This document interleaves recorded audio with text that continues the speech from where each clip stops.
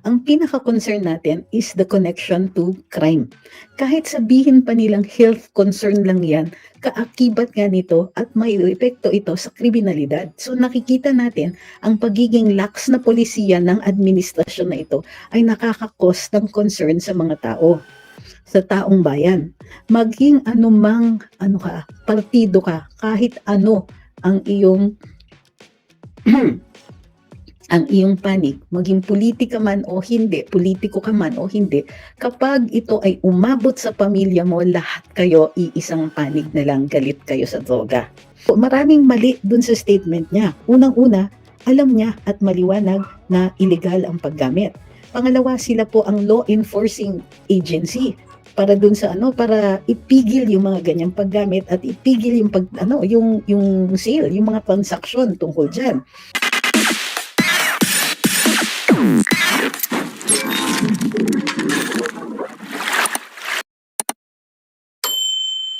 Topic natin sa araw na ito ay kung ano ang mga mapupulot natin, makukuha nating leksyon sa nakaraang eleksyon dito sa US. Recently may speech ang President-elect ng Estados Unidos na nagsasabing i-reverse yung medyo nakababahalang polisiya na in-establish nung previous administration, nitong administration Biden, tungkol dun sa gender identification. Mayroon ditong, mayroon silang polisiya na nag-aalaw na i-override ang parental consent ng mga bata pagdating sa gender identity at maaari silang mabigyan ng gamot para mag-suppress ng kanilang puberty, ng kanilang changes, biological changes, and even to seek surgical reassignment, kumbaga gender reassignment via surgery. And in some instances, bayad po ng Estado yon. May mga tinuring ito sa isa sa mahalaga na polisiya ng pagpasok na administrasyon. At pag tinignan ninyo yung mga reaksyon, marami po of course nagre-react ng mga hindi sang-ayon dun sa bago nilang Pangulo o dun sa President-elect nila. Pero ito, may mga nag-i-explain, kumbaga doon sa yes, pajamas, sa X, na malaki ang possibility na ang mga Democrats ay nakulong sila sa sarili nilang echo chamber. Maging dun sa mga previous policies o dito sa pagdating sa kanilang eleksyon. Ito ang pinaka dapat hindi natin gawin. Wag na wag tayong mahulog dito sa sa kanilang pagkakamali. Naniniwala sila at kinulong nila sarili nila sa isang echo chamber at naniwala sila sa sarili nilang press release. Okay. So ang isa sa dapat, so in any election, actually, in any advocacy, the worst thing that you can possibly do, lalong-lalo na pag kayo naghihikayat na may mga taong sumunod, you're in a role of leadership, then kailangan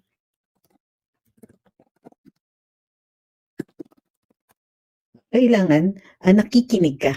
Okay, makikinig ka doon sa mga tao na supposedly pinapanigan mo, di ba? Kailangan makinig ka doon at mayroon kang accurate na count, kumbaga, or meron kang awareness kung ang message mo ay nakakalusot. Kung kung ikaw po ay nakakarating, kung ang election rhetoric mo ay tinatanggap. Ngayon, nung 2022 elections, alam natin na nagre-respond ang mga tao. Bakit? Konti lang ang kailangan talaga natin i-convince. Dahil malaki ang majority na dala ng Duterte, mayroong din solid na vote ang BBM faction, ang Marcos faction, and therefore, kumbaga, yung natitira na lang ang kailangan kumbinsihin. And remember what elections are about. Elections are about yung paramihan ng boto. So, hindi natin maa-afford yung nangyari dito sa mga Dems sa US. Kasi akala nila, buong-buo ang akala nila na kanila yung mayoryang opinyon. Buong-buo ang akala nila na tama yung ilang mga polisiya na inaadhika nila.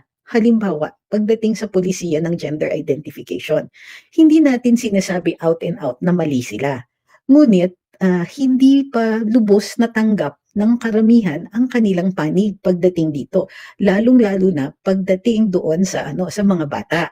Pagdating sa sa mga menor de edad, maliwanag ang established na polisiya na yan. Pagdating sa mga kabataan, meron tinatawag na age cut-off. Sa US, maliwanag ang age cut-off nila ay 18.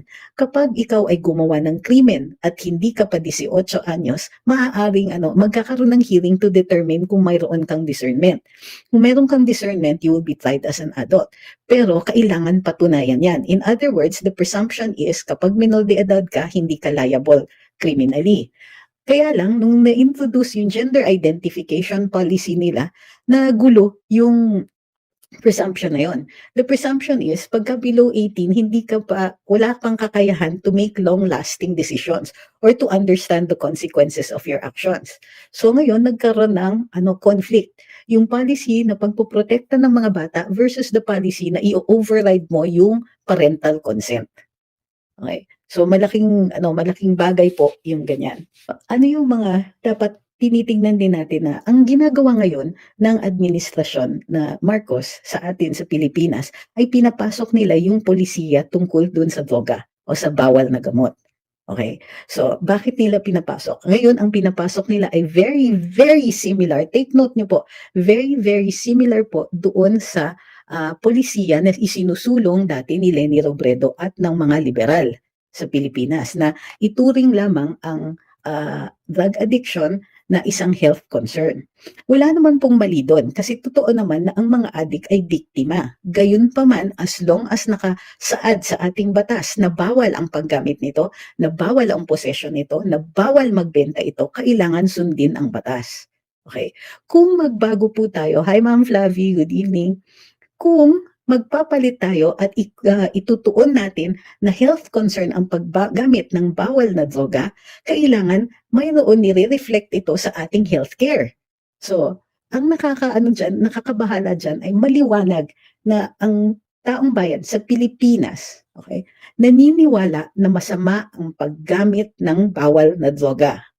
Bakit? Ang consequences niya ay yung pagtaas ng kriminalidad. Hindi lang po dun sa taong gumagamit, ha? Of course, meron ganon, kaya nga natin nire-rehab kasi magkaakibat, magkabalikat ang paggamit ng illegal na droga at krimen.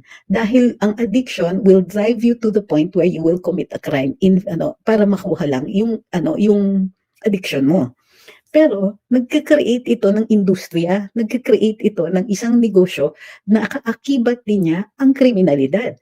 Kasi dahil bawal siya, may korupsyon, nagkakaroon ng korupsyon.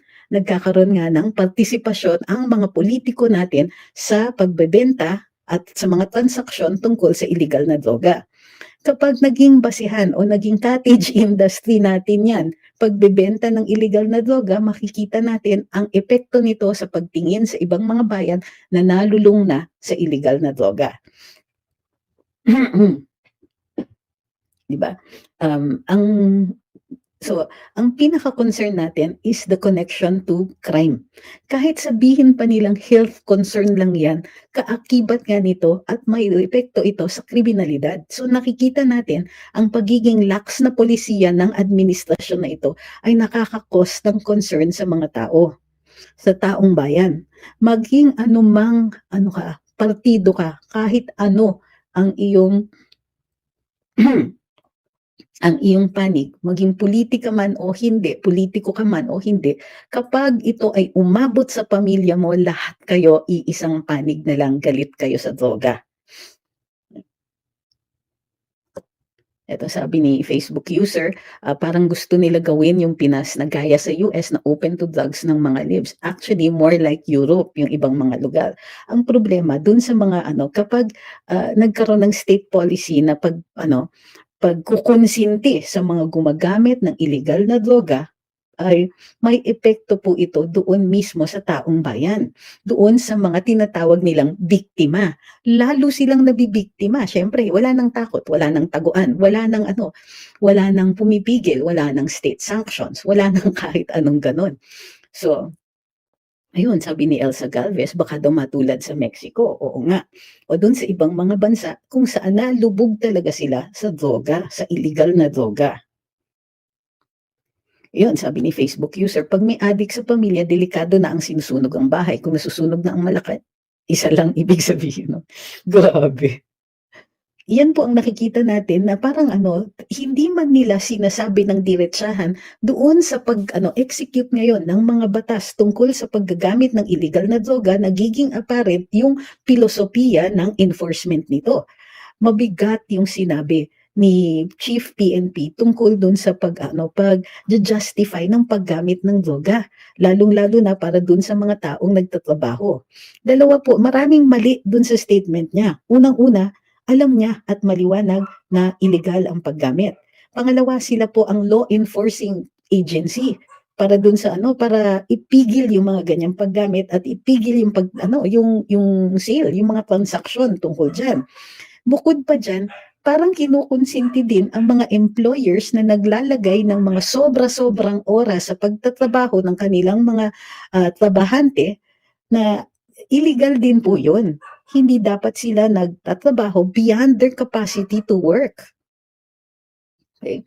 Pero kung titingnan mo, ihahalin tulad mo 'yan para na rin kumbaga ang nawawala or kontra ito sa existing policies natin. Una, na dapat harsh tayo at pinarurusahan talaga yung paggamit, mga transaksyon, etc.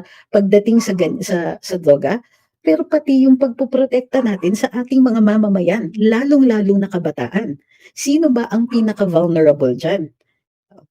Nawawala din, halimbawa, nakikita natin, talamak na naman ang mga rugby boys. Ano yan, sinyales po yan, hindi lang na lax uli ang enforcement ng batas pagdating sa droga, kung hindi, talamak na naman ang gutom. Talamak na naman ang paghihirap. Mag-window dressing man, kahit paano, ang gobyernong ito, hindi nila maitatago na lumalaganap na naman ang gutom sa mga mahihirap. Pero ano lang ang response nila? Through their trolls, pagtatawanan nila, sasabihin, ito yung abogadong gutom, ito, gutom ka na ba? This is, kumbaga, inhuman. Hindi ito basta mali lang. This is inhuman. Tignan ninyo, ang mga trolls tinuturuan nila na sabihin na nakakatawa lang ang gutom, na isa itong insulto kapag gutom ka. Sino ba nag-cause nito? Ngayon, nagpupumilit pa. Mayroong polisiya ngayon, ang administrasyon, na nagpupumilit sa mga kaibigan nila dyan sa media na kailangan i-publicize na bumaba na daw ang presyo ng bigas. Despite that, mataas pa rin ang presyo ng bigas. Ito, sabi ni Facebook user, why use drugs? Ang reasons, para humaba ang oras na gising o trabaho. Kaming mga OFW, karamihan 16 hours ang work as katulong, but we don't use drugs. There you go. Diba? Hindi siya excuse. In fact, hindi ka dapat gumagawa ng kahit anong excuse pagdating sa paggamit dahil illegal nga yan. Hindi ito, pero kailangan aware tayo. Kaya ako ginawang backdrop yung eleksyon ng US dahil ito rin ang pagkakamali nila. Akala ba nila na susuportahan ng taong bayan ang pamimihasa o ang pagpayag ng pamimihasa ng mga taong gumagamit? Sabi ni Eileen, sumasagot po sa ibang mga issues pero bakit hindi po sinasagot ang akusasyon sa kanya tungkol sa paggamit ng drugs? Magandang puna po yan, ma'am. Bakit tahimik? Mahalaga pa rin naman yun. Ito sabi ni Facebook user din, dapat dyan yung nakikita sa panahon ngayon ng mga pulis na nakikita na hindi maayos ang aksyon nila sa droga, tanggalin na kaagad ang mga yan. Ang problema yung liderato po.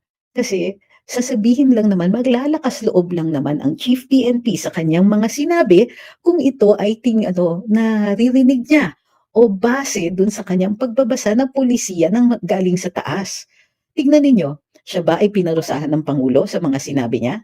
Pinarusahan ba siya ng bagong DILG Secretary? Napagsabihan man lang ba sila? Hindi ba hindi? Ilang araw na ang nakaraan simula nung nasabi niya yung ganyan. Kung titignan din po natin ang existing policy, hindi naman nagbago. And as a matter of fact, sabi nila, tuloy daw ang WOD. Pero sinasabi nila, walang patayan, walang ganito. Himayin nyo, baklasin nyo ang statement na yon. Hindi mo pwedeng kadenahin ang aksyon na maaaring gawin ng pulis, lalong-lalo na kung sila ay nagpuprotekta ng sarili nila. Ito, sabi ni Bronnie, may justification pa, economic impact daw. How come? Drug lords and pushers don't contribute to tax laws, workers add hours. Come on. Totoo yan. bakit hindi na lang maging humane sa treatment ng inyong mga empleyado, 'di ba?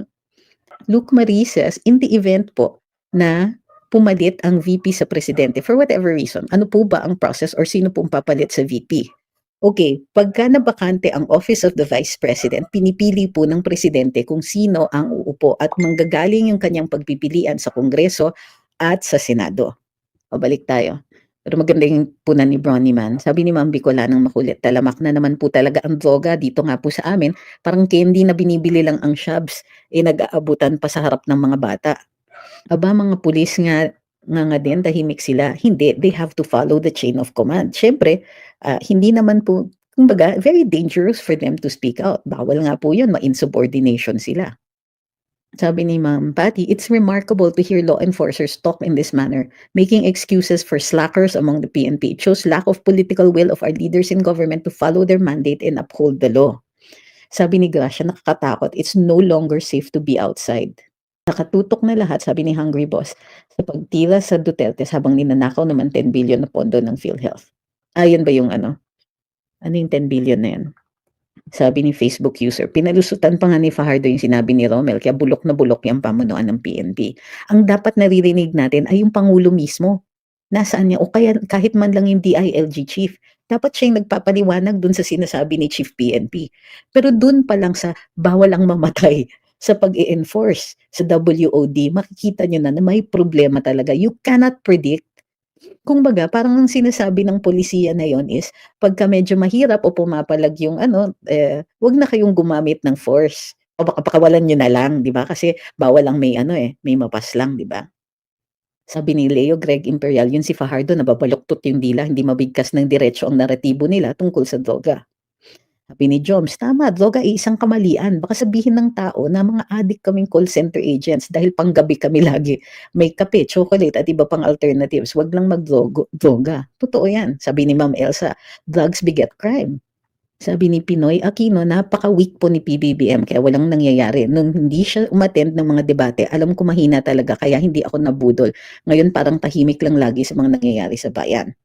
Pero ang tingin ko, yung mga ganitong statements, lipas na po ang panahon. Aba, magtatatlong taon na since elections, nandyan pa rin ba tayo sa naratiba na yon? Ito, sabi ni Facebook user, bakit kasi ninyo binoto si BBM? Buti na lang, di na sayang boto ko kasi nalita ko sa botohan. Hay, kainis. Hindi po tama yung magbiblame ka dun sa mga botante because we were all acting on available information. So, hindi naman po kami, kumbaga fact resistant. Ang totoo niyan is nagsinungaling sila. So bakit ang biniblame mo yung mga botante? Kasi yung ganyan na klaseng naratiba, yung ganyang klaseng sinasabi ninyo, you're blaming the voter, you're blaming the victim at nag-uubos ka ng mass support. Ang ginagawa mo, dinidivide mo yung mga taong kontra sa administrasyon. So ito yung tanong ko, why are you not on our side? Bakit pro BBM ka? Sa ginagawa mong yan, biniblame nyo, biktima na nga yung biniblame ninyo, tapos dinidivide nyo pa yung mga tao. Tigil-tigilan na po yan. Tapos na ang oras ng victim blaming. Tapos na yung panahon na magalit kayo doon sa mga Tapos na yung debate. Tapos na po ang eleksyon. At wala pong nangyayari pag nagbe-blame kayo kung hindi, mamamayagpag lang yung administrasyon.